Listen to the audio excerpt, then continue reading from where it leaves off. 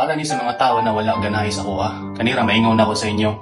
Kung wala mo ganahi sa kuha, sa akong pag-vlog-vlog, i-unfollow ko ninyo, i-block ko ninyo kung dili mo ganahan.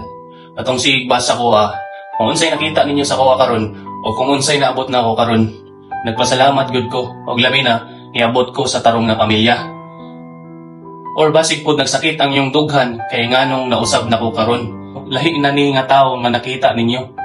Kay ngano, katong nakita ninyo sa una, maori inyong nakita karon. Unya karon kay ni asinso naman ng tawo, niabot sa tarong na pamilya. Mao nang diha ra gyud mo taman kay sige ra mo pamantay sa tawo kung unsay naabot niya. Mao nang kanira akong masulti sa inyo, kung dili mo ganahan sa kuha, i-block ko ninyo, yan follow ko ninyo. Ha?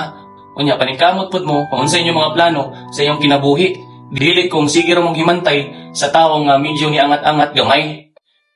Naningkamot pud ang tawo ug wala pud ko pasagdi sa Ginoo nganong niabot ko karon ug nakakitag asawa nga maayo.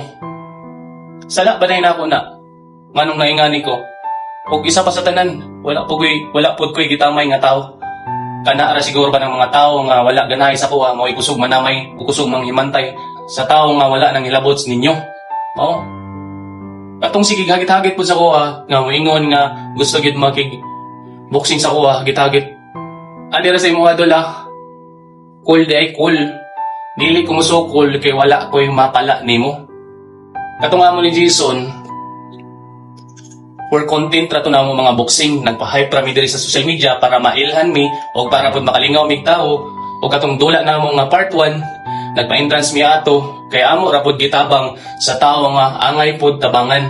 So maning among pagagit-hagit diri sa social media ug wa mo kasabot sa vlogging, ay na lang mo pag-apil-apil kay kaning amo gituyo na mo ni kay para pud makatabang mi sa mga tao, makapalingaw pud mi kay katong amo ang gibuhat, gituyo gyud namo tong nagpa-entrance mi kay itabang namo. Mao nay klaro nga istorya. Og abi nimo, og abi ninyo, kung nagsakit gyud ang inyong dughan, nganong naingani gyud ko, nausab ko, lain ra ang inyong nakita og karon.